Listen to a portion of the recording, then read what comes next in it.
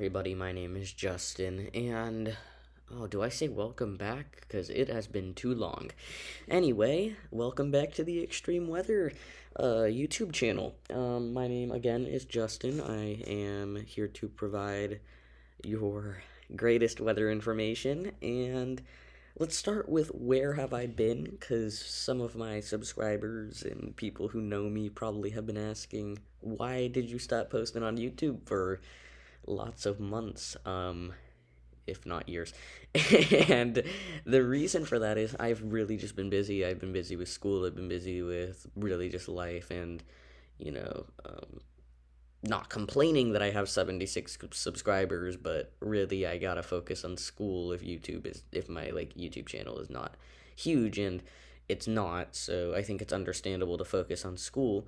Not that I'd not want it to be huge, because I do, of course, because getting out weather information is just so incredibly important nowadays, with all the people who are there to misinform people really just for the views and money. But that takes me into my next point of who am I? And again, I'm a 15-year-old high school student. You might bring up some big red flags there. Why should I be listening to a 15-year-old for weather information?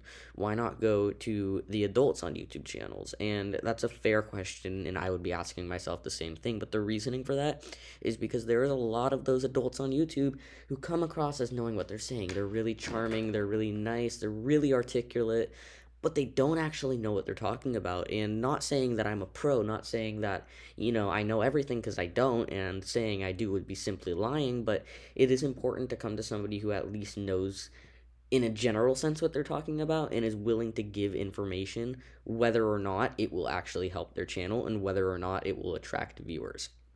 And I am willing to do that. I am willing to say that there's nothing happening if there's nothing happening.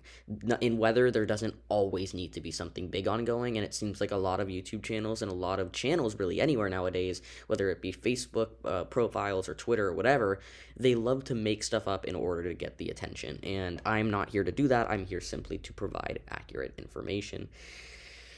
I want to preface this video by saying that if I stutter, if I repeat things multiple times, if I check my screen recording or whatever it might be, it's really because I'm rusty. I haven't done this in months, and, it's going to get better with the videos, but, just, here I go with, repeating it multiple times, but just bear with me for this first video. I'm going to do my best, but I haven't done this in a while, so I'm going to be very rusty with it, and we will see how it goes, I suppose.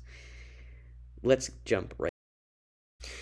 So, let's first take a look at ocean heat content in the tropical Atlantic, and you can see that there are very high values in the Caribbean and the Gulf of Mexico and the western tropical Atlantic, and I'm going to get into what this actually means. So, ocean heat content correlates with sea surface temperatures and really seas in general.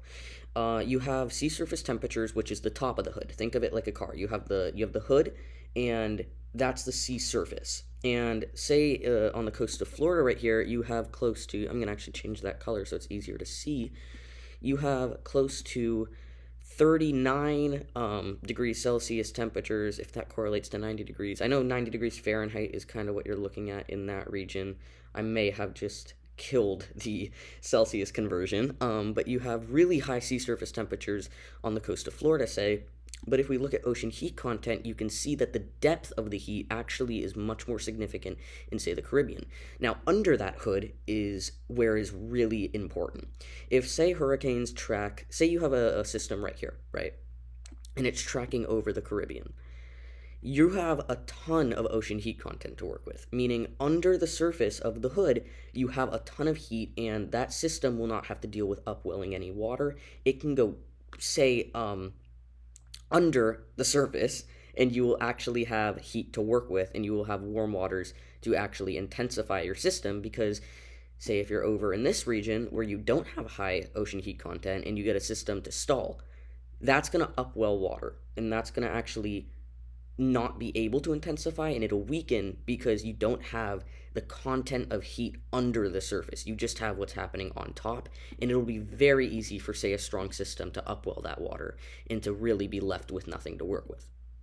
Next is our shear, and if you've known this season, you've known that it has been dead. There have been 3 named systems, and for the last week of August, that is historically low. And the reason for that is not the sea surface temperatures, it is not the ocean heat content, because in a lot of the Atlantic, those are actually above normal. What is going on is that you have much more shear than you would expect for a La Nina, number one, and you also have a lot more dry air than you would expect. And the dry air has to do with the Saharan dust layer, and I'll get all into that later after I talk about shear, but this is what's going on with shear. So we have, like I'm going to talk about, Invest 91L, which is right in this region. You can see those cloud tops, and that is moving this way. And the issue with that, and why it's not going to intensify within 48 hours, at least in my opinion, and why there's a lower percentage within 48 hours for intensification as opposed to 5 days, is because you have a lot of shear and you have a lot of dry air ahead of it. Right here.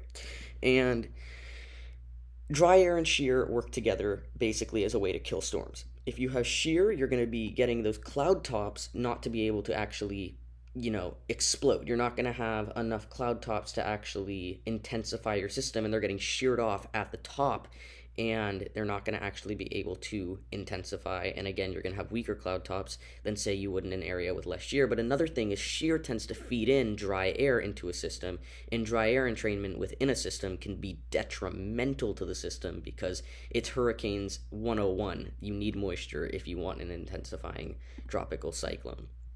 And as we've seen, shear tendencies are much, much higher than they normally would be in a La Nina, and along with that, dry air is much higher. But let's talk about why this correlates to 91L. So 91L is right here, as I said, and in the coming days, it will probably not intensify as it's near the Leeward Islands, but once it gets north of Puerto Rico and, say, nearing the Bahamas, you'll probably start to get more chances for intensification, and let's look at why. You have much lower shear, 5, 10, 15 knots in this region, this whole huge region. That is a large area for intensification of a tropical cyclone. And over in here, you have 40, 30, 50 even knots of shear. You're not going to get an intensifying cyclone if it's not incredibly organized in 40 plus knots of shear. It's just not going to happen, and it would be an incredible system if it did. Let's just put it that way. So I think within 5 days, there's a good chance that this thing will intensify, and I think it's more likely that it won't, or more likely it will than it won't, sorry. But within 48 hours, I don't think there's that high of a chance that we're going to get a very organized and very strong system. Now let's look at dry air. So again, let's look at 91L. It's right here. And we're going to see that start to move in this general region once again, in this general direction to the northeast, and it's kind of just in a northern direction actually. And you again have a ton of dry air in this whole region. I mean, this has been a major problem this Atlantic hurricane season, and this is one of the reasons why we haven't been able to actually get systems to intensify. But the thing is with dry air is as long as you don't have something to actually feed it into the system, you'll be fine. So if this system can develop, for lack of a better term, a moisture bubble, where it can have moisture surrounding its system, but it still is plowing through that dry air, as we've seen with, say, storms like Darby, then it will be able to keep intensifying as long as there's no shear to actually pull that dry air into it and entrain it and entrap it within the system, because that would cause it to weaken or stop it from intensifying. But if it can maintain a developed moisture bubble, again, for lack of a better term, it would be able to intensify even within dry air. And now let's look at the NHC outlook. So first, you can see this Caribbean system, and this system has gotten a lot of talk throughout the weather community because there's been one specific model, which we're not even going to look at that, which has shown development to quite crazy standards within the Bay of Campeche in the western Gulf of Mexico. And right now, NHC has that area at a 0% chance within 48 hours, along with 5 days. I agree with that. That system is more than likely not going to form, and it really doesn't even have a chance at all. Same goes with this system to the east of Bermuda, but this is where things get interesting. This is 91L right here, and You can see 50% chance within 48 hours, again, lower than it is within 5 days because of that dry air and that shear. It's not going to be able to intensify substantially within 48 hours, but the difference does exist within a longer range. And then also, we have a very robust tropical wave emerging off of the African coast into the main development region, which that could develop later on, but right now model support is not too incredible for it, so we're just going to have to wait to see. Now let's go look at satellite imagery and what models are actually showing. Right, so let's start looking at satellite imagery, and this is thanks to tropicaltidbits.com. I will link that in the description of the video so you can all go check that out for yourself. So let's first look at this tropical wave off the coast of Africa, and this does necessitate some watching because it is a pretty robust wave, and models, some at least, show development of it, though it's mainly a hint at out to sea development. It's still worth noting because it is in the long range and anything can change at any moment.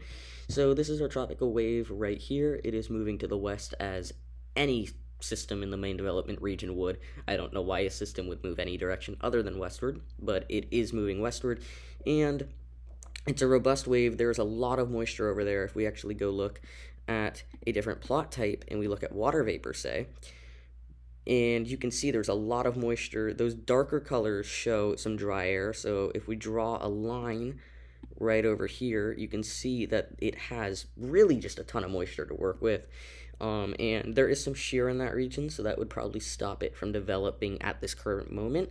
But right now, decently favorable conditions for development. I think that will start to change within the next couple of days, and then what happens in the long range is really a flip of a coin right now, but it is worth noting and watching for the time being.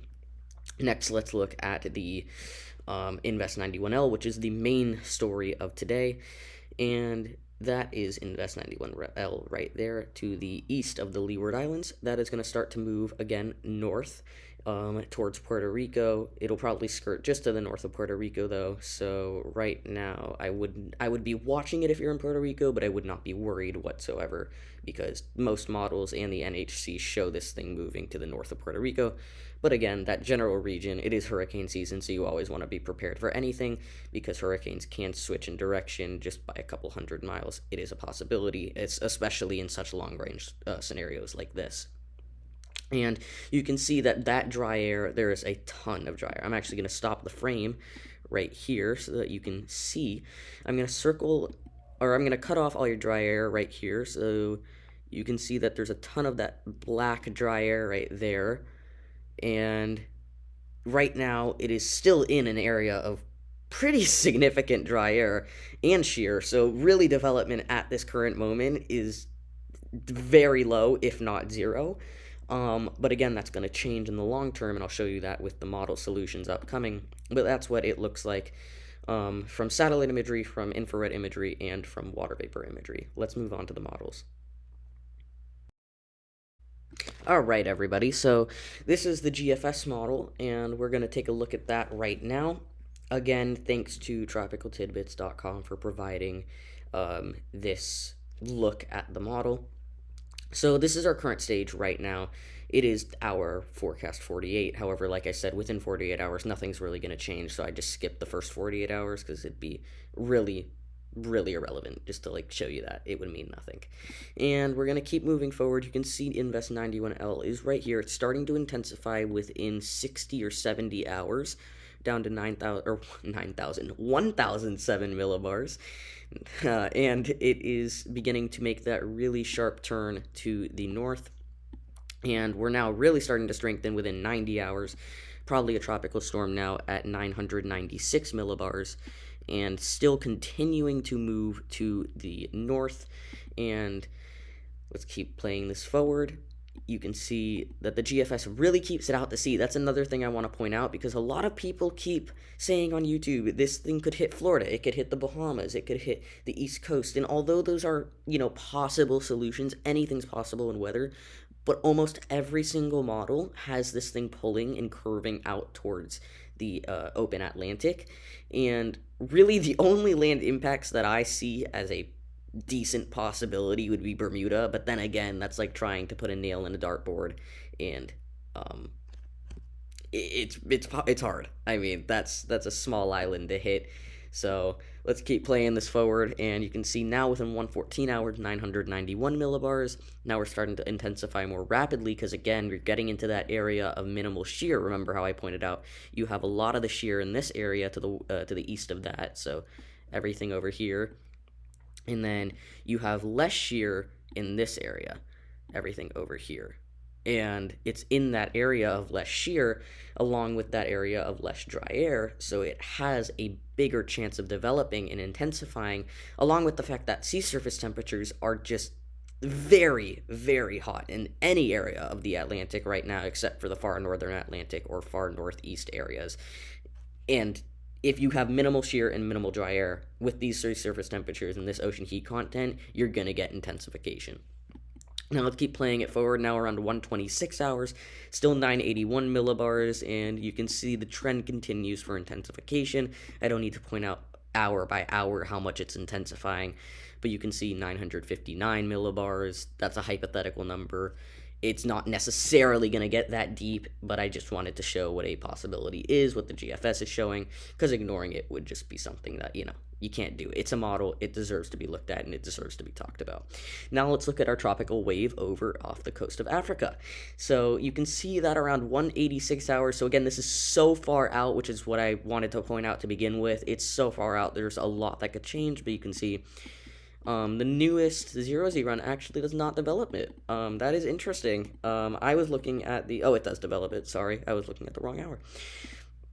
You can see just a weak tropical storm from the 0Z run up the GFS, and this is a very, very recent run. It's still not even done loading, but it is what I wanted to show you.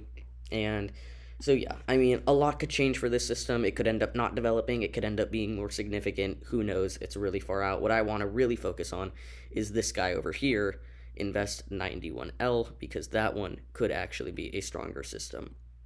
Now let's go look at the icon in the. So welcome back. This is the icon, and again a 0Z run, so very recent. And you can see I skipped to hour 66 on this run too, because nothing happens between now and then, and there's no point in showing you just a weak tropical wave when no model has it intensifying. So let's move forward. We're now at hour 81, and you can see still a weak tropical storm. We're going to continue moving forward, still fluctuating in the high 990s to low 1000s, and you're continuing. It's still moving out to sea, and I wanted to show you that these two models, the GFS and the icon, are actually really similar. So if I move over to the GFS, look at that. That is, I'm going to actually circle the icon wave right here, and we're going to move back to the GFS.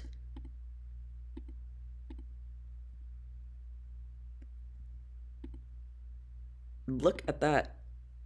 They are very, very similar. Even in intensity, they're very similar. So that's something to really take in. You have very similar model runs from two models already. These are two major models, the icon and the GFS. So it's very important to take into account that this system could form. It could be a tropical storm. It could be a hurricane. Who knows? Right now, we're just throwing out what the progression of it looks like and not the specific intensity of it, because again, it's really far out. It's in the 5+ day range.